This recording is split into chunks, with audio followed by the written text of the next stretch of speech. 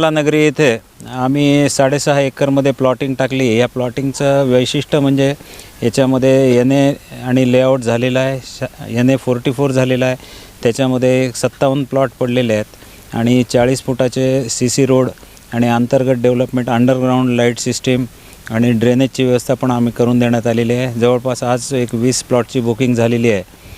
आमचे मार्गदर्शक तात्या यांच्या मार्गदर्शनाखाली त्यांची जमीन आपण घेऊन डेव्हलप केलेली आहे।